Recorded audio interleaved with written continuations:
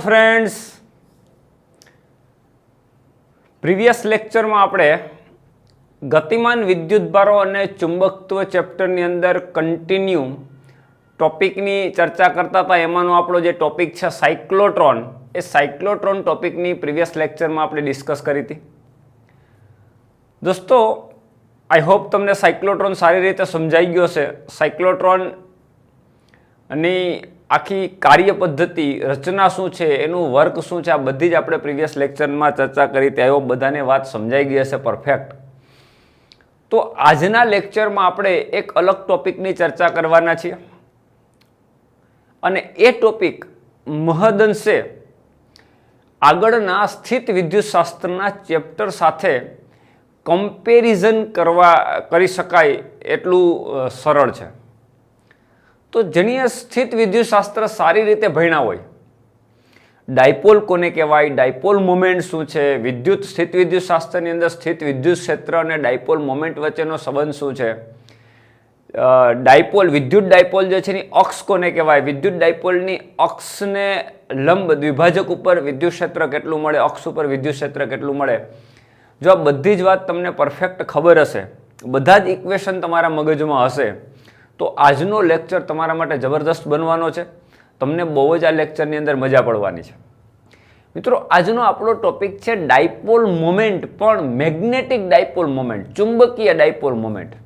એટલે આપણા મગજમાં સીધી સ્ટ્રાઇક થાય કે સ્થિત વિદ્યુતશાસ્ત્રની અંદર જે વિદ્યુત ડાયપોલ હતું, યાદ કરો દોસ્તો, પોઝિટિવ ચાર્જ અને નેગેટિવ ચાર્જ, આનાથી ડાયપોલ તૈયાર થાય અને આ ડાયપોલની અક્ષ ઉપરના કોઈ બિંદુએ અને અક્ષને લંબ દ્વિભાજક ઉપરના કોઈ બિંદુ ઉપર અહીંયા આગળ વિદ્યુત ક્ષેત્ર અને આપણા કોઈ આ બિંદુ આગળ વિદ્યુત ક્ષેત્રના સૂત્રો મેળવતા હતા, એની અંદર સ્થિત વિદ્યુતશાસ્ત્રનો ડાયપોલ મોમેન્ટ પીઈ અને વિદ્યુત ક્ષેત્ર ઈ વચ્ચેના સંબંધો આપણે તારવા હતા। આ ચર્ચા કરવાની નથી, આ સૂત્રો આપણે તારવવાના નથી, તમારી સામે સૂત્રો પણ મૂકતો નથી। તમને જસ્ટ યાદ કરાવું છું કે ડાયપોલ મોમેન્ટની અક્ષ ઉપર ઇલેક્ટ્રિકલ ફિલ્ડ અને ડાયપોલ મોમેન્ટની અક્ષના લંબ દ્વિભાજક ઉપર વિદ્યુત ક્ષેત્રના સૂત્રો તમે ભણી ચૂક્યા છો। એટલે જેવું તમને ડાયપોલ મોમેન્ટ શબ્દ બોલું એટલે તમારા મગજમાં સ્થિત વિદ્યુતશાસ્ત્રની ડાયપોલ મોમેન્ટ યાદ આવે। મિત્રો, આજે આપણે એ ભણવાનું નથી, આપણે આજે મેગ્નેટનું ચેપ્ટર ભણીએ છીએ, મેગ્નેટિઝમ ભણીએ છીએ। તો મેગ્નેટિક ડાયપોલ મોમેન્ટ આપણે આજે સમજવાની છે। તો આપણો એના જેવો જ કાંઈ કમ્પેરેટિવલી ટોપિક ચુંબકીય dipole moment, magnetic dipole moment ભણવાનું છે। તો સમજીએ કે આપણે અહીંયા ચુંબકીય ડાયપોલ મોમેન્ટ કેવી રીતે તૈયાર થશે, ચુંબકીય ડાયપોલ મોમેન્ટ શું છે, ઇલેક્ટ્રોન કોઈ ગતિ કરતો હોય તો, કોઈ વિદ્યુત પ્રવાહધારિત રિંગ હોય તો એને કારણે ડાયપોલ મોમેન્ટ તૈયાર થાય તો કેવી રીતે થાય, ઇલેક્ટ્રોન કોઈ કક્ષામાં પરિભ્રમણ કરતો હોય તો એને કારણે ડાયપોલ મોમેન્ટ કેટલી તૈયાર થાય। ઘણી બધી તમારા માટે નવી ભૌતિક રાશિ, નવા શબ્દો આની અંદર આવવાના છે। તો ખાસ કરીને આ લેક્ચરની અંદર વ્યવસ્થિત રીતે કોન્સન્ટ્રેશન રાખી અને ભણવાનું છે અને એક પણ મિનિટ ફોરવર્ડ કરવાનો નથી લેક્ચર, અને વ્યવસ્થિત રીતે જોવાનો છે। મિત્રો, યાદ કરો, તમને યાદ કરાવી દઉં કે આ ચેપ્ટરની અંદર આગળ જે આપણે ભણ્યા એમાં એક રિંગ, કોઈ એક રિંગ હોય, આ રિંગમાં જો પ્રવાહ પસાર કરવામાં આવે, દાખલા તરીકે આ રીતે આપણે પ્રવાહ પસાર કરીએ આઈ જેટલો, તો આના સેન્ટરમાંથી પસાર થતી એક અક્ષ,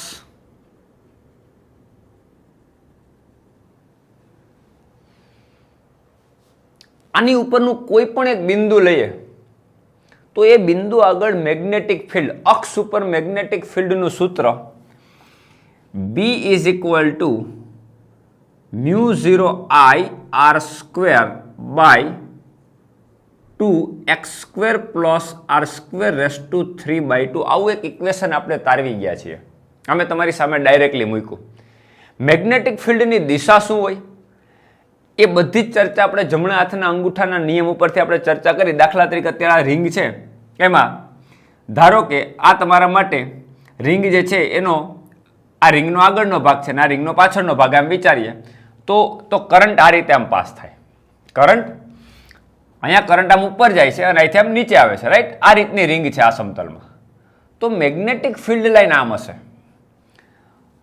તો મેગ્નેટિક ફિલ્ડ લાઇન આમાંથી આમ બહાર નીકળતી હોય, અહીંથી આમ બહાર નીકળતી હોય, અને અહીંયા એક દાખલા તરીકે નજીકમાં એક બંધ ગાળો રચો તો આ રીતે એક બંધ ગાળો તમને જોવા મળે. અહીંથી બહાર નીકળે ને આમાંથી અંદર દાખલ થાય, અહીંથી બહાર નીકળતી હોય અને અહીંથી અંદર દાખલ થતી હોય, અહીંથી બહાર નીકળતી હોય. મિત્રો હવે આને એક બાર મેગ્નેટ સાથે કમ્પેર કરો. જોઈએ એક બાર મેગ્નેટ હોય NS ધ્રુવ વાળું, એની સાથે કમ્પેર કરો તો આ મૂકી શકાય. દાખલા તરીકે આની અક્ષ ઉપર હું એક મેગ્નેટ મૂકી દેવામાં આડું. હવે આની કમ્પેર કરો કે કયો ધ્રુવ N હશે ને કયો S હશે. કારણ કે N ધ્રુવમાંથી હંમેશા ક્ષેત્ર રેખા બહાર નીકળતી હોય અને S માં દાખલ થતી હોય. અહીંયા આપણે ક્ષેત્ર રેખા અહીંથી બહાર નીકળે ને આમાંથી તમે જો મેગ્નેટિક ફિલ્ડ લાઇન કઈ રીતે, અહીંયા આ જે છે એ રિંગનો પાછળનો ભાગ છે ને આ રિંગનો આગળનો ભાગ છે. એટલે ફિલ્ડ લાઇન પ્રવાહ કઈ રીતે જાય છે, ઉપરથી આમ નીચે તરફ. એટલે અંગૂઠો મારો જમણી બાજુ છે, એટલે ક્ષેત્ર રેખા જમણી બાજુથી નીકળે છે. એટલે મારા માટે આ ધ્રુવ N થશે. અહીંથી બહાર નીકળે, જો બહાર નીકળે અને આમાં દાખલ થાય, એટલે અહીંથી દાખલ થાય, એટલે આ મારા માટે S ધ્રુવ હોય. તો મેગ્નેટની અંદર એટલે કે અક્ષને સમાંતર મેગ્નેટિક ફિલ્ડ લાઇન કેમ હોય, S થી N તરફ. એક રિંગ બતાવી અને રિંગની અક્ષ ઉપર મેં એક બાર મેગ્નેટ મૂકી દીધો. હવે આપણે કમ્પેરિઝન કરીએ કે રિંગમાંથી પ્રવાહ એવી રીતે પસાર થાય છે કે મેગ્નેટિક ફિલ્ડ લાઇન જમણી બાજુથી આમ બહાર નીકળે અને ડાબી બાજુથી અંદર દાખલ થાય. તો આ મેગ્નેટનો N ધ્રુવ અને આ મેગ્નેટનો S ધ્રુવ એવી રીતે મેગ્નેટ ગોઠવી શકાય. તો N માંથી બહાર નીકળે ને S માં દાખલ થાય તો મેગ્નેટની અંદર તો S થી N તરફ હોય ને. તો મિત્રો S થી N તરફ જે મેં એરો માર્યો છે એ જ દિશામાં એની મેગ્નેટિક ડાયપોલ મોમેન્ટ M હોય. અને મેગ્નેટિક ડાયપોલ મોમેન્ટનું મૂલ્ય યાદ કરો, મેં પ્રીવિયસ લેક્ચરમાં કીધું હતું કે આવા સંજોગોમાં મેગ્નેટિક ડાયપોલ મોમેન્ટ M એ કરંટ અને ક્ષેત્રફળના ગુણાકાર જેટલું હોય. એટલે કે I × પાઈ r², જે R શું છે, રિંગની ત્રિજ્યા. કરંટ અને લૂપનું ક્ષેત્રફળ, કરંટ અને લૂપનું ક્ષેત્રફળ બંનેના ગુણાકારને એની ચુંબકીય ડાયપોલ મોમેન્ટ કહેવાય. તો દોસ્તો આ ચુંબકીય ડાયપોલ મોમેન્ટ છે. તો ચુંબકીય ડાયપોલ મોમેન્ટને મેગ્નેટિક ફિલ્ડના સૂત્ર સાથે સરખાવી, બંનેને એકમાં સાંકળવું હોય તો આ સૂત્રમાં આપણે કંઈક ફેરફાર કરવો પડે. શું ફેરફાર કરવો પડે? તો આપણી પાસે અહીંયા r² છે, અહીંયા r² છે, અહીંયા પાઈ છે પણ અહીં પાઈ નથી, તો પાઈ વડે ઉપર નીચે ગુણી નાખીએ. તો આ તમારું ઇક્વેશન આવું બને, B = μ0 I pi r², μ0 I pi r² by 2 pi, કારણ કે પાઈ ઉપર ગુણ્યા તો નીચે પણ ગુણવું પડશે, 2 પાઈ x² + r² ⁵ ક્લિયર? હવે મિત્રો અહીં વિચારો, I પાઈ r² એટલે શું? Magnetic dipole moment M. તો ચુંબકીય ક્ષેત્ર B = μ0, પછી આપણે સદિશના સ્વરૂપમાં પણ દર્શાવીએ, μ0 I પાઈ r² એટલે magnetic moment M, I pi r² એટલે magnetic moment M by 2 pi x² + r² ⁵ clear મિત્રો? હજી આ સમીકરણમાં એક ફેરફાર કરીએ, આને ઉપર નીચે 2 વડે ગુણી નાખીએ તો આ તમારું થશે μ0 2m બાય, અહીંયા 2 વડે ગુણશો તો શું થશે 4 પાઈ x² + r² ⁵ અને મિત્રો એક કન્ડિશનના આધારે હું સૂત્ર મૂકી દઉં કે જો મારે મેગ્નેટિક ફિલ્ડ મારે સેન્ટરથી ખૂબ દૂરના અંતરે જોઈતું હોય તો મારા માટે x > r, ત્રિજ્યા કરતા અંતર ખૂબ મોટું હોય એવા બિંદુ ઉપર મેગ્નેટિક ફિલ્ડ મેળવો હોય તો x > r, તો x ની સાપેક્ષે r ને 0 લઈ શકાય, એટલે અવગણી શકાય. તો r 0 મૂકી દો તો x², r 0 મૂકી દો તો x² ⁵ 2 કેન્સલ એટલે x³ થાય. આ સૂત્ર પણ મેં તમને ભણાવેલું છે. તો B = μ0 2m b is equal to mu 0 2m by 4 pi x square. આ 0 થઈ ગયું r, કારણ કે x ગ્રેટર ધેન r, તો r is equal to 0. x ની સાપેક્ષે r ને અવગણી શકાય, કારણ કે x ખૂબ જ મોટો છે. તો x square raise to 3/2 means 2 two cancel, તો x ક્યુબ, એટલે આ થાય તમારું x ક્યુબ.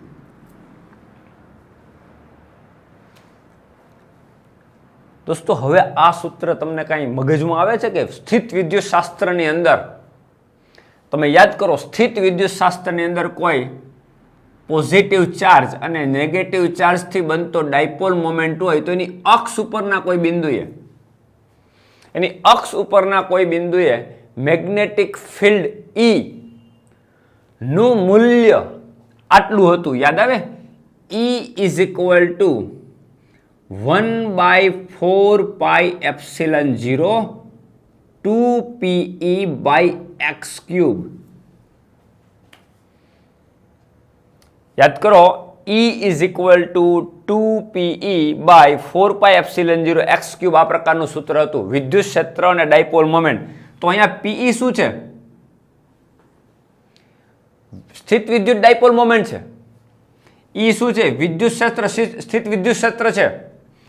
x શું છે? તો કે અક્ષ ઉપરનું ડાયપોલ મોમેન્ટથી અંતર છે. તો સેમ વસ્તુ અહીંયા x ક્યુબ સામે x ક્યુબ 1/4 પાઈ 1/4 પાઈ. તો અહીંયા એપ્સિલન 0 સોરી મ્યુ 0 ની જગ્યા ઉપર શું આવે? 1/ε0. m ની જગ્યા ઉપર શું આવે? તો કે pe. અને x ની જગ્યા ઉપર તો x છે જ કમ્પ્લીટ, એટલે મ્યુ ની જગ્યાએ 1/4 પાઈ એપ્સિલન 0 લઈ લો દોસ્તો. અહીં જો મ્યુ ની જગ્યા ઉપર 1/ε0 લઈ લો તો થઈ ગયું 1/4 પાઈ એપ્સિલન 0. 2m m ની જગ્યા ઉપર તમે લઈ લો pe, તો m ની જગ્યા ઉપર અહીં pe આવી ગયું ને x ક્યુબ રહ્યું. તો આ સૂત્ર અને આ સૂત્રની ડાયરેક્ટલી કમ્પેરિઝન કરી શકાય. અહીંયા આ ડાયપોલ મોમેન્ટ છે, પણ મેગ્નેટિક ડાયપોલ મોમેન્ટ છે m, અને અહીંયા pe છે એ વિદ્યુત ડાયપોલ મોમેન્ટ છે. અહીંયા b છે એ ચુંબકીય ક્ષેત્ર છે, જ્યાં e છે એ સ્થિત વિદ્યુત ક્ષેત્ર છે, રાઈટ. અને x છે એ અહીંયા અક્ષ ઉપર, જો અહીંયા ડાયપોલ જે છે ને એની અક્ષ આ થઈ, અને આની અક્ષ રિંગની અક્ષ કેમ બને? તો કે રિંગના કેન્દ્રમાંથી પસાર થતી અને રિંગના સમતલને લંબ હોય. રિંગના સમતલને લંબ, તો એ રિંગની અક્ષ કહેવાય. તો અક્ષ ઉપર જેમ ચુંબકીય ક્ષેત્ર b આ રીતે મળે, એ જ રીતે સ્થિત વિદ્યુત ક્ષેત્રની અંદર આ રીતે તમને ડાયપોલ મોમેન્ટને કારણે વિદ્યુત ક્ષેત્ર મળે. તો આ બંને સૂત્રની તમે કમ્પેરિઝન કરી શકો. એટલે મિત્રો આ શું ભણ્યા આપણે? ડાયપોલ મોમેન્ટ એટલે મેગ્નેટિક ડાયપોલ મોમેન્ટ અને મેગ્નેટિક ફિલ્ડ વચ્ચેનું જે રિલેશન વાળું જે સૂત્ર છે એ પણ કઈ જગ્યા ઉપર? રિંગની અક્ષ ઉપર ડાયપોલ મોમેન્ટ m અને રિંગની અક્ષ ઉપર x અંતરે મેગ્નેટિક ફિલ્ડ b, આ બંને વચ્ચેનું રિલેશન. ક્લિયર દોસ્તો? હવે આપણને એમ થાય કે ડાયપોલ મોમેન્ટની દિશા કઈ? ડાયપોલ મોમેન્ટની દિશા કેમ થાય? તો દોસ્તો એ ભૂલવું ના જોઈએ આપણે કે મેગ્નેટની અંદર જેવી રીતે n થી s, દાખલા તરીકે ns છે, તો n માંથી ક્ષેત્ર રેખા બહાર નીકળે અને s માં ક્ષેત્ર રેખા દાખલ થાય. તો s થી n તરફ ધ્રુવની અંદર, એટલે મેગ્નેટની અંદર s થી n તરફ હોય, તો ડાયપોલ મોમેન્ટની દિશા m ની દિશા કઈ તરફ હોય? s થી n તરફ, એટલે સાઉથ ટુ નોર્થ હોય. ડાયપોલ મોમેન્ટની દિશા કેમ હોય? સાઉથ ટુ નોર્થ હોય. હવે સમજો, બહુ ઇન્ટરેસ્ટિંગ વાત છે. દાખલા તરીકે તમારી પાસે આવી એક રિંગ છે, ક્લિયર? આમાં કરંટ કેવી રીતે આપણે લીધો? રિંગમાં આ રિંગનો પાછળનો ભાગ છે અને આ રિંગનો આગળનો ભાગ છે. એટલે કરંટ આપણે આમ લીધો, આમ ઉપરથી ને નીચે તરફ, એટલે અંગૂઠો આમ રાખીએ, એટલે મેગ્નેટિક ફિલ્ડ લાઈન આમ આવે બહાર તરફ, અહીંથી નીકળે ને અહીંથી દાખલ થાય. તો આ મારા માટે કયો ધ્રુવ થયો? n. અને આ મારા માટે કયો ધ્રુવ થયો? s, જે અહીંયા આકૃતિ દોરી છે. ક્લિયર? તો n થી s તરફ ક્ષેત્ર રેખા હોય તો પ્રવાહ કેવી રીતે જાય છે? આમ, અહીંથી નીચેથી આમ જાય છે અને આ રીતે આવે છે, એટલે આમ રિંગ બને છે, આમ. તો આ બાજુથી જોતા સમજો, આ બાજુથી જોતા જો સમજો, આ રીતે પાછળથી આમ પ્રવાહ જાય છે અને પછી નીચે આવે છે, એટલે મારા માટે આમ સમજો, જો મારી સામે રિંગ હોય તો મારા માટે પ્રવાહ આમ થયો, લેફ્ટ સાઈડથી રાઈટ સાઈડ, ક્લોકવાઇઝ. ઊંધું હોય તો એન્ટી ક્લોકવાઇઝ. એટલે મારા માટે હું આ બાજુથી જોઉં તો ક્લોકવાઇઝ થાય. અને મિત્રો જ્યારે ક્લોકવાઇઝ કરંટ જતો હોય, ક્લોકવાઇઝ, હવે તમારી સામે XY સમતલમાં બતાવો, રિંગ આમ સીધી બતાવી દઉં, ચલો, એટલે તમને એક્ઝેક્ટ મજા આવે. પ્રવાહને હું ક્લોકવાઇઝ, ખરેખર તો આપણી રિંગ છે એ કઈ રીતે છે? આમ છે. પ્રવાહ કેમ જાય છે? આ પાછળની બાજુ છે, આગળની બાજુ છે. પ્રવાહ આમ જાય છે, રિંગ આ રીતે છે, સમજો આ રિંગ આ રીતે છે, પાછળનો ભાગ છે એમાંથી પ્રવાહ ઉપર જાય અને રિંગનો જે આગળનો ભાગ છે એમાંથી પ્રવાહ નીચે આવે. હવે એ જ વસ્તુ તમે આ બાજુથી જો તો પ્રવાહ ક્લોકવાઇઝ જતો હોય. હવે કોઈ વ્યક્તિ આ બાજુથી જોવે તો એના માટે એન્ટી ક્લોકવાઇઝ થઈ જાય. આ ટ હોય તો આ બાજુથી મને ટ દેખાય. હવે આ જ વસ્તુ આ વ્યક્તિ પાછળની બાજુથી જોવે તો એને ડ દેખાતો હોય. સમજાય છે દોસ્તો? એટલે આ બાજુથી હું જોઉં તો મારા માટે એન્ટી ક્લોકવાઇઝ, સોરી, ક્લોકવાઇઝ છે. હવે આ બાજુથી આ વ્યૂ ઉપરથી જોઈ તો પ્રવાહ જો આમ જાય છે એટલે એના માટે કેવો થાય? Anti clockwise. કરંટ આમ જ જાય છે, કરંટ આમ જ જાય છે, પણ આ બાજુથી જો તો એન્ટી ક્લોકવાઇઝ થાય અને આ બાજુથી જો તો ક્લોકવાઇઝ થાય. થશે દોસ્તો? તો હવે મારા માટે હું આ વ્યૂથી જોઉં તો ક્લોકવાઇઝ કરંટ જાય. ક્લોકવાઇઝ થતો હોય તો હંમેશા કયો ધ્રુવ હોય નક્કી કરવા માટે કોઈ પણ ગૂંચળું છે, આ ગૂંચળું જ છે, ચલો, અને આમાં કરંટ ક્લોકવાઇઝ જતો હોય તો કેવી રીતે એન અને એસ ધ્રુવ ઓળખવા? આ રિંગ છે, એન એસ જ થઈ ગયું. જો આ એન થઈ ગયું તો રિંગનો કયો? આ બાજુનો છેડો ને આ બાજુનો છેડો. આ બાજુનો છેડો કયો છે? એસ. આ બાજુનો છેડો કયો છે? એન. તો આમાં કરંટ કેમ જાય છે? આ બાજુથી જોતા ક્લોકવાઇઝ. તો મિત્રો ક્લોકવાઇઝ કરંટ જતો હોય તો એ ધ્રુવ હંમેશા એસ જ થાય. કઈ રીતે? જો ક્લોકવાઇઝ, હો, કરંટ ક્લોકવાઇઝ લખું છું. આને ક્લોકવાઇઝ કહેવાય. તો ક્લોકવાઇઝ હોય ને એટલે હંમેશા તમારે આમ કરવાનું, એસ એસ કરો, ક્લોકવાઇઝ, સોરી, ક્લોકવાઇઝ. આ તો એન્ટી થઈ ગયું ને, ક્લોકવાઇઝ. અહીંયા ઘડિયાળનો કાંટો 12નો હોય, પછી અહીંયા 3 હોય, પછી અહીંયા 6 હોય, અહીં 9 હોય. આ ક્લોકવાઇઝ થઈ ગયું. તો ક્લોકવાઇઝ જ્યારે હોય ત્યારે જો તમે એસ બાજુ આમ કરો ને એસના બીજા છેડા આ રીતે એરો મારી દો, તમે જો તો આ બાજુ કરંટ જતો હોય તો એસનો જે છેડો આવતો એ જ બાજુ કરંટ જતો હોય, અહીંયા આ બાજુ કરંટ જતો હોય. થઈ ગયો? તો એ ધ્રુવ તમારો એસ ધ્રુવ હોય, એટલે કે સાઉથ ધ્રુવ હોય. હવે જો કરંટ એન્ટી ક્લોકવાઇઝ જતો હોય તો તમે શું કરશો? સામે બતાવી દો. આમ એન્ટી ક્લોકવાઇઝ એટલે ઊંધું આમ, તો એ બાજુ આ રીતે આમ કરી દેવાનો, અહીંયા મેરો કરી દેવાનો, આ મેરો કરી દેવાનો, પણ આ બેને આમ જોડી દો તો એન થઈ જાય. જો આ કેવો દેખાય તમને? એન. એટલે કરંટ જો એન્ટી ક્લોકવાઇઝ જતો હોય તો એ દિશાનો તમારો ધ્રુવ કયો હશે? નોર્થ. અને જો કરંટ ક્લોકવાઇઝ જતો હોય, ઘડિયાળના કાંટાની દિશામાં, સમઘડી દિશામાં જતો હોય તો એ દિશામાંથી તમે જોતા એ તમારા માટે કયો ધ્રુવ થશે? સાઉથ પોલ થશે. અગેન ફરીથી કરંટ, આ એક ઊભી રિંગ છે, એમાં કરંટ આ દિશામાં જાય છે, એટલે અહીંથી પાછળથી આમ આવે છે અને આમ નીચે જાય છે. એટલે મારા માટે આમ, હાલો ક્લિયર? મારા માટે આ દિશા. તમારે આ રીતે ઊભું રહી જવાનું, તમારે વધારે સારી રીતે સમજવું. તો મારે મેં જે એંગલ ઉપર ઊભો છે એ એંગલ ઉપર ઊભું રહી જવાનું. કરંટ આમ જાય છે, રાઈટ? તો મારા માટે ક્લોકવાઇઝ. તો મને આ છેડેથી જોતા એ ધ્રુવ કયો થશે? એસ. ઓલી બાજુથી જોતા એન. તો થઈ ગયું, જો ગોઠવાઈ ગયું. આ બાજુથી જોતા એન, આ બાજુથી જોતા એસ. એ રીતે જ ક્ષેત્ર રેખાઓ નીકળતી હોય ને એ જ રીતે દાખલ થતી હોય. અને ડાયપોલ મોમેન્ટ કેવી રીતે હોય? સાઉથ ટુ નોર્થ હોય. ડાયપોલ મોમેન્ટની દિશા સાઉથ ટુ નોર્થ હોય. ડાયપોલ મોમેન્ટનું મૂલ્ય પ્રવાહ અને ક્ષેત્રફળ, લૂપના ક્ષેત્રફળના ગુણાકાર જેટલું હોય. અને ચુંબકીય ક્ષેત્ર અને ડાયપોલ મોમેન્ટ વચ્ચેનું જે રિલેશન લ્યો તો આ રિલેશન મળે. તો આ વસ્તુ તમે સ્થિત વિદ્યુતશાસ્ત્ર સાથે સરખામણી કરો તો જેમ સ્થિત વિદ્યુતશાસ્ત્રમાં સૂત્ર મળે એમ આ રીતે મળે. મેગ્નેટિક ફિલ્ડ માટે અને મેગ્નેટિક ડાયપોલ મોમેન્ટ વચ્ચેનું રિલેશન માટે આ સૂત્ર મળે.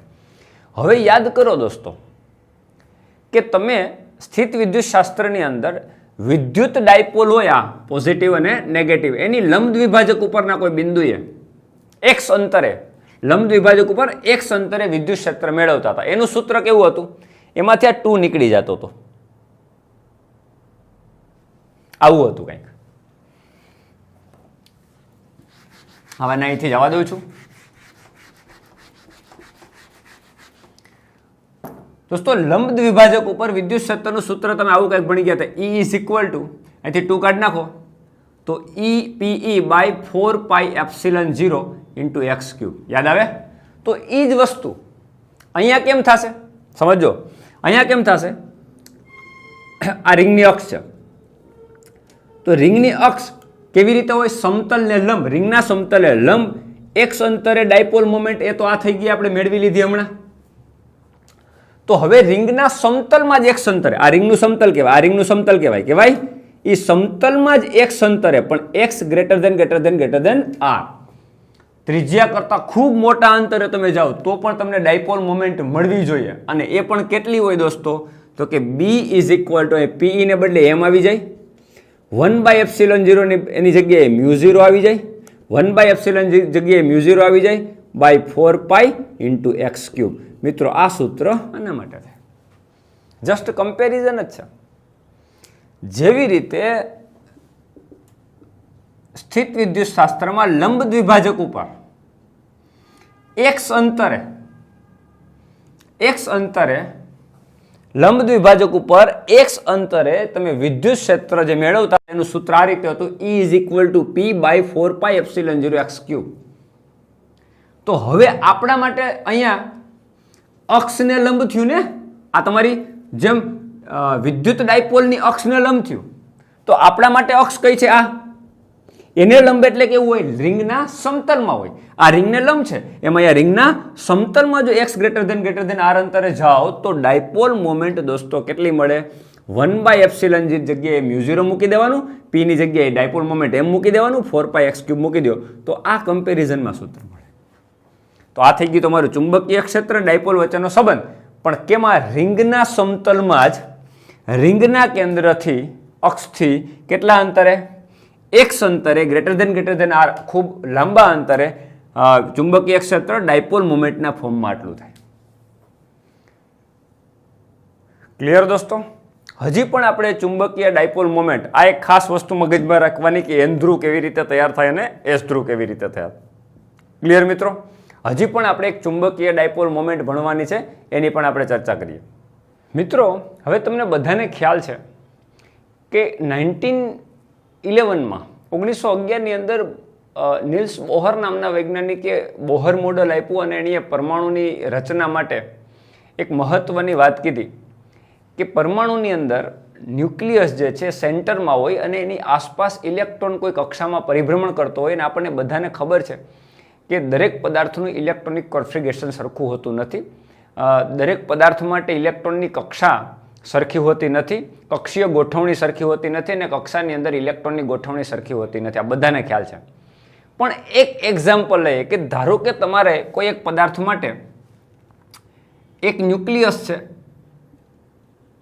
Ze+, અને એની આસપાસ ઇલેક્ટ્રોન પરિભ્રમણ કરે છે. બોહર મોડલ અનુસાર કક્ષામાં કોઈ ઇલેક્ટ્રોન પરિભ્રમણ કરે છે અને આ કક્ષાની ત્રિજ્યા છે એ સ્મોલ r છે અને ઇલેક્ટ્રોન આ રીતે પરિભ્રમણ કરે છે. તો દોસ્તો બોહર મોડલ મુજબ જો આવું કોઈ એક ગોઠવણી લઈએ કે જેમાં ન્યુક્લિયસ સેન્ટરમાં પોઝિટિવ ચાર્જવાળો ન્યુક્લિયસ છે અને એની આસપાસ ઇલેક્ટ્રોન પરિભ્રમણ કરે છે, તો દોસ્તો જ્યાં ઇલેક્ટ્રોનનું પરિભ્રમણ છે ત્યાં પ્રવાહ રચાવાનો છે. અને જ્યાં પ્રવાહની રચના છે ત્યાં સ્વાભાવિક છે ચુંબકીય ક્ષેત્રનું નિર્માણ થશે. અને ચુંબકીય ક્ષેત્ર હશે એટલે ડાયપોલ મોમેન્ટ આવશે, મેગ્નેટિક ડાયપોલ મોમેન્ટ. તો આ ટોપિકની અંદર આપણે શું વાત કરવાની છે કે મેગ્નેટિક ડાયપોલ મોમેન્ટ જ છે, પણ કોને કારણે? હમણાં આપણે જે આગળ ચર્ચા કરી કોને કારણે કે કોઈ એક રિંગમાં પ્રવાહ પસાર કરવામાં આવે તો રિંગની ડાયપોલ મોમેન્ટ અને રિંગની અક્ષ ઉપર ચુંબકીય ક્ષેત્ર વચ્ચેનું રિલેશન શું થાય? દોસ્તો અહીંયા મેગ્નેટિક ડાયપોલ મોમેન્ટની જ વાત છે, પણ કોની? તો કે કોઈ એક ન્યુક્લિયસની આસપાસ ઇલેક્ટ્રોન કોઈ r કક્ષામાં પરિભ્રમણ કરતો હોય તો પછી ડાયપોલ મોમેન્ટ કેટલી થાય? તો બહુ સિમ્પલ રીતે મેળવી શકાય. ડાયપોલ મોમેન્ટનું સૂત્ર તો આપણી પાસે રેડી જ છે કે એમનું મૂલ્ય હંમેશા કેટલું હોય, I પાઈ આર સ્ક્વેર જેટલું. વિદ્યુત પ્રવાહ અને લૂપ હોય તો લૂપનું ક્ષેત્રફળ. તો અહીંયા લૂપનું ક્ષેત્રફળ કેટલું, તો કે પાઈ આર સ્ક્વેર, રેડિયસ આર જ છે એટલે પાઈ આર સ્ક્વેર ને કરંટ I. તો પહેલા આપણે એ નક્કી કરવો પડે કે આ ઇલેક્ટ્રોન પરિભ્રમણ કરે એને કારણે કરંટ કેટલો જનરેટ થશે. તો પહેલા આપણે કરંટ મેળવી લઈએ. I is equal to E by t, q by t પ્રવાહનું સૂત્ર. અહીંયા ઇલેક્ટ્રોનને કારણે પ્રવાહ રચાય એટલે અહીંયા આપણે E લખશું અને બાય ટી એટલે એક ચક્ર પૂરું કરવા માટે લાગતો સમય એટલે આવર્તકાળ. તો મિત્રો આવર્તકાળ ટી બરાબર શું, સમય બરાબર અંતર છેદ વેગ એટલે એક ચક્ર પૂરું કરે એટલે અંતર 2πr કાપશે અને એની કક્ષીય ઝડપ v. ઇલેક્ટ્રોનની કક્ષીય ઝડપ v છે, માર્ગની ત્રિજ્યા એની r છે, તો સમય આવર્તકાળ બરાબર 2πr/v થશે. એની કિંમત તમે અહીં મૂકો તો I ઇઝ ઇક્વલ ટુ શું થાય, E ટીની જગ્યા ઉપર 2πr/v એટલે v ઉપર વહી જાય અને 2πr નીચે આવશે. જે આપણે પ્રવાહ વિદ્યુતની અંદર પણ ભણી ગયા છીએ, આની ચર્ચા થઈ જ ગઈ છે, છતાં પણ તમને પાછું રિમાઇન્ડ કરાવી દો કે આટલો પ્રવાહ નિર્માણ થાય EV/2πr. એની વેલ્યુ તમે અહીં મૂકો તો dipole moment m is equal two I ની જગ્યા ઉપર મૂકી દઉં EV/2πr, I ની જગ્યા ઉપર મૂકી દીધું EV/2πr into pi R square. મિત્રો અહીંયા પાઈ એક આર કેન્સલ. તો ફાઇનલી આપણને ડાયપોલ મોમેન્ટ એમનું મૂલ્ય કેટલું મળે છે તો કે EV એક આર કેન્સલ થઈ ગયો એટલે એક આર અને બાય 2. આટલી ડાયપોલ મોમેન્ટ થાય. એક ન્યુક્લિયસની આસપાસ કોઈ ઇલેક્ટ્રોન પરિભ્રમણ કરતો હોય તો ઇલેક્ટ્રોનને કારણે જે ચુંબકીય ક્ષેત્ર રચાય, ઇલેક્ટ્રોનની ગતિને કારણે, કક્ષીય ઝડપને કારણે જે ચુંબકીય ક્ષેત્ર રચાય એ ચુંબકીય ક્ષેત્રની ને કારણે જે ડાયપોલ મોમેન્ટ ક્રિએટ થાય, ડાયપોલ મોમેન્ટ કેટલી હોય EVR/2. ક્લિયર? એટલે આ એક તો મગજમાં ફિટ કરી લેવાનું થાય. હવે આમાં ડાયપોલ મોમેન્ટની દિશા કેમ, તો હમણાં જ મેં તમને કીધું કે જે બાજુ ક્ષેત્ર રેખા છે તમારી એ રીતે ડાયપોલ મોમેન્ટ થશે. તો અહીં વિચારો, આ XY સમતલની અંદર ઇલેક્ટ્રોન આમ જાય છે તો આપણે ઇલેક્ટ્રોનની દિશા નથી લેવાની, પ્રવાહની દિશા લેવાની. તો ઇલેક્ટ્રોનની ગતિની વિરુદ્ધ દિશામાં હંમેશા પ્રવાહ I નું નિર્માણ થતું હોય. ક્લિયર? ઇલેક્ટ્રોન જો આ દિશામાં ગતિ કરે છે તો પ્રવાહ આ દિશામાં થાય. જો પ્રવાહ આ દિશામાં હોય તો આ દિશામાં હું અંગૂઠો રાખી અને ઉપરનો ભાગ પકડું તો સેન્ટરમાં કઈ તરફ મેગ્નેટિક ફિલ્ડ લાઈન હોય, અંદર તરફ હોય. એમ ના કરવું હોય તો જે બાજુ પ્રવાહ જાય એ બાજુ આંગળીઓ વાળો, આમ આંગળીઓ વાળો તો અંગૂઠો કઈ તરફ જાય, અંદર તરફ, અહીંયા સેન્ટરમાં. તો મેગ્નેટિક ફિલ્ડ લાઈન અંદર તરફ હશે એટલે કે ડાયપોલ મોમેન્ટની દિશા કઈ તરફ હશે, અંદર તરફ હશે. હાલો ક્લિયર? એટલે હું લખી નાખું, ચુંબકીય ડાયપોલ મોમેન્ટની દિશા અંદર તરફ હશે.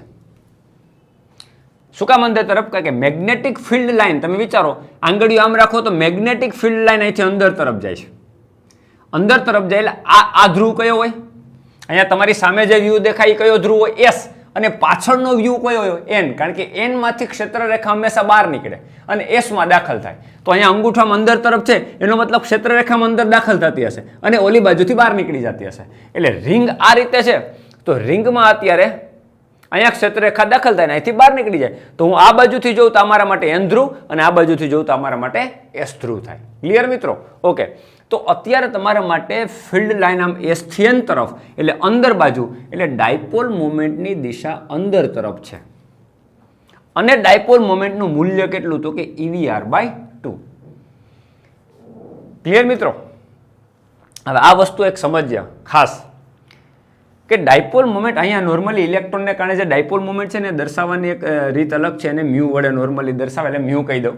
ડાયપોલ મોમેન્ટને નોર્મલી તો એમ વડે જ આપણે દર્શાવીએ, પણ ઇલેક્ટ્રોનની કક્ષાને કારણે ડાયપોલ મોમેન્ટ છે નોર્મલી ટેક્સ્ટબુકની NCERTની અંદર પણ મ્યુ આપેલું છે તો આપણે મ્યુ લઈ લઈએ. Mu is equal two EVR/2. આટલી ડાયપોલ મોમેન્ટ થાય.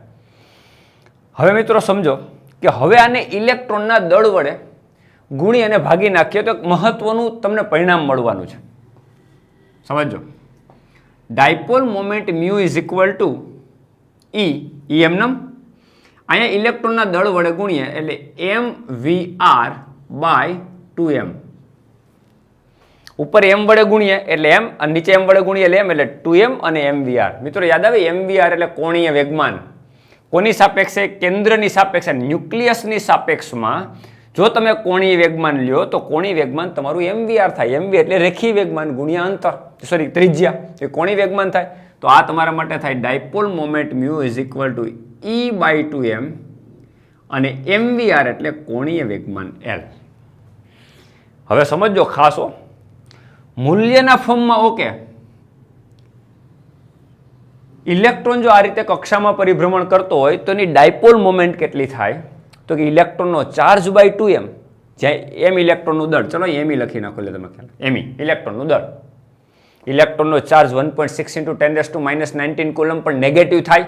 અત્યારે આપણે મૂલ્યની જ વાત કરીએ છીએ એટલા માટે હું કહું છું 1.6 × 10⁻19 કુલમ બાય 2m. m એટલે 9.1 × 10⁻31 kg જે ઇલેક્ટ્રોનનું દળ છે, અને L એટલે કોણીય વેગમાન. ઇલેક્ટ્રોનનું તેના ન્યુક્લિયસની સાપેક્ષમાં એટલે કક્ષીય કોણીય વેગમાન, આ કયું કોણીય વેગમાન છે? કક્ષીય કોણીય વેગમાનને E/2m વડે ગુણો એટલે એની ચુંબકીય ડાયપોલ મોમેન્ટ થશે. ક્લિયર દોસ્તો? હવે એની સદિશની વાત કરીએ. નોર્મલી ઇલેક્ટ્રોનનો ચાર્જ અહીંયા નેગેટિવ જ હોય, એટલે ખરેખર સૂત્ર આવું બને કે ડાયપોલ મોમેન્ટની દિશા બરાબર -E/2m E × L ની દિશા. હવે તમને ખબર પડશે કે જે દિશામાં ડાયપોલ મોમેન્ટ હોય એના કરતાં કોણીય વેગમાન વિરુદ્ધ હોય. સિમ્પલ. ઇલેક્ટ્રોનનો ચાર્જ અહીંયા નેગેટિવ, તો નેગેટિવ ચાર્જ તમે અહીં મૂકી દો તો નેગેટિવ સાઇન દોસ્તો શું બતાવે કે L અને μ બંને એકબીજાની વિરુદ્ધ હોય. તો મેગ્નેટિક ડાયપોલ મોમેન્ટની દિશા મિત્રો કઈ તરફ? S થી N તરફ. એટલે અહીંયા કઈ દિશા મળી? તો કે ડાયપોલ મોમેન્ટની દિશા આપણને આ સમતલમાં અંદર તરફ મળી, કારણ કે પ્રવાહ આ દિશામાં જાય છે, અંગૂઠો અંદરની તરફ થાય એટલે મેગ્નેટિક ડાયપોલ મોમેન્ટ તમને અંદર તરફ મળી. તો અહીંયા કક્ષીય કોણીય વેગમાનની દિશા મેગ્નેટિક ડાયપોલ મોમેન્ટની ઉલટું થશે, એટલે કઈ તરફ થશે? L ની દિશા કઈ તરફ થશે? બહાર તરફ થશે. સિમ્પલ. કક્ષીય કોણીય વેગમાનની દિશા બહાર તરફ થશે, જ્યારે ડાયપોલ મોમેન્ટની દિશા કઈ તરફ થશે? અંદર, કારણ કે બંને એકબીજાની વિરુદ્ધ હોય. હાલો, ક્લિયર? એ જ વસ્તુ ઉલટાવીને વિચારો કે જો ઇલેક્ટ્રોનને બદલે charge particle positive charge particle ભ્રમણ કરતો હોય તો શું થશે? આ પોઝિટિવ થઈ જશે. જો આ પોઝિટિવ થઈ જાય તો ડાયપોલ મોમેન્ટની દિશા અને કોણીય વેગમાનની દિશા કેમ થશે? એક જ દિશામાં થશે. અહીંયા નેગેટિવ ચાર્જ આવે છે એટલે અહીંયા આપણે માઇનસ મૂકીએ એટલે L ની દિશા અને μ ની દિશા એકબીજાની વિરુદ્ધ થાય. જો એ જ જગ્યાએ અહીંયા પોઝિટિવ ચાર્જ હોય તો પોઝિટિવ ચાર્જમાં તમે પોઝિટિવ મૂકો તો μ અને L ની દિશા કેવી થશે? એક જ દિશામાં થશે. આ વસ્તુ ખાસ મગજમાં રાખવાની છે. આપણે ઇલેક્ટ્રોનને કારણે લઈએ છીએ એટલે μ = -E/2m × L લઈએ છીએ, એટલે અહીંયા ડાયપોલ મોમેન્ટની દિશા અને કક્ષીય કોણીય વેગમાનની દિશા એકબીજાની વિરુદ્ધ થશે. અને મૂલ્ય કેટલું થશે ડાયપોલ મોમેન્ટનું? E/2m × L. ક્લિયર? આ આનું થઈ ગયું કક્ષીય ડાયપોલ મોમેન્ટ. મિત્રો આ ઉપરાંત ઇલેક્ટ્રોનની સ્પિન ગતિને કારણે, એટલે કે ઇલેક્ટ્રોનની કોઈ સ્પિન ગતિ એટલે ચોક્કસ એની ધરી હોય. દાખલા તરીકે જેમ પૃથ્વી પોતાની ધરીની આસપાસ પરિભ્રમણ કરે એમ ઇલેક્ટ્રોન પોતાની ધરીની આસપાસ પરિભ્રમણ કરે એવું નહીં.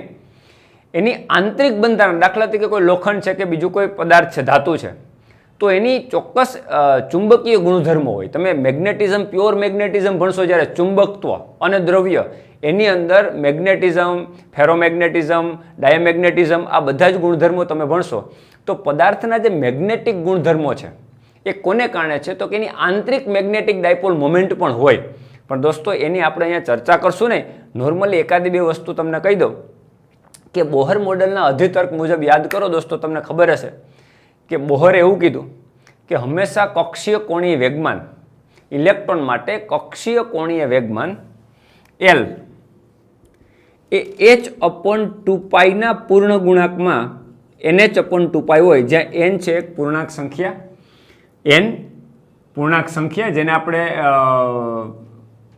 તમને બધાને ખ્યાલ છે, જેને તમે કેમેસ્ટ્રીની અંદર પણ ભણો છો કે તેને મુખ્ય ક્વોન્ટમ નંબર તમે કહો છો, ક્વોન્ટમ યંત્રશાસ્ત્ર મુજબ એન મુખ્ય ક્વોન્ટમ નંબર છે, એની વેલ્યુ 1 2 3 તમે ગમે લ્યો, તો લઘુત્તમ value n is equal to તમે 1 લ્યો તો l is equal to h upon 2 pi થાય.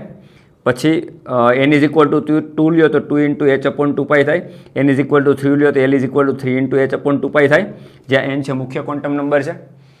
તો આ ક્વોન્ટમ શાસ્ત્રની અંદર તમે આ ભણી ગયા, પણ અત્યારે આપણે એની ડીપમાં ચર્ચા નહીં કરીએ, પણ ખાલી એટલી વસ્તુ મગજમાં રાખો કે બોહરના અધિતર્ક મુજબ જ્યારે કક્ષાનું કક્ષીય કોણીય વેગમાન L is equal to h upon 2 પાઈના પૂર્ણ ગુણાંકમાં હોય, એટલે NH અપોન 2 પાઈ હોય, અને h છે પ્લાન્ક કોન્સ્ટન્ટ છે, તો આ મુજબ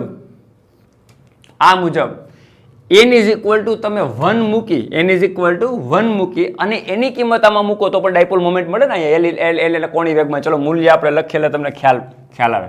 ડાયપોલ મોમેન્ટનું મૂલ્ય કેટલું? Mu is equal to e by 2m અને કોણી વેગમાન એલની જગ્યાએ હું મૂકીશ NH અપોન 2 પાઈ, બોહર અધિતર્ક મુજબ, રાઈટ. તો અહીંયા લઘુત્તમમાં લઘુત્તમ મૂલ્ય મ્યુ મિનિમમ લખીએ આપણે, ચલો.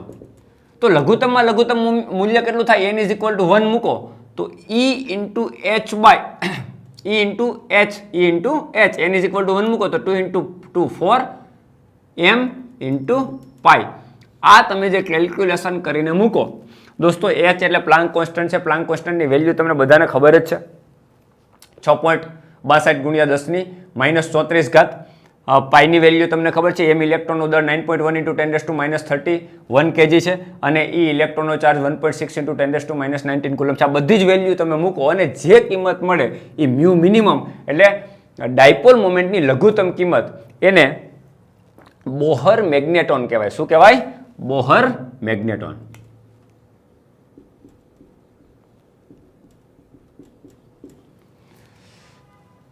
હા, તો જસ્ટ તમારા નોલેજ માટે છે દોસ્તો કે બોહર મેગ્નેટોન કોને કહેવાય, અથવા તો બોહર મેગ્નેટોનની વેલ્યુ કેટલી હોય.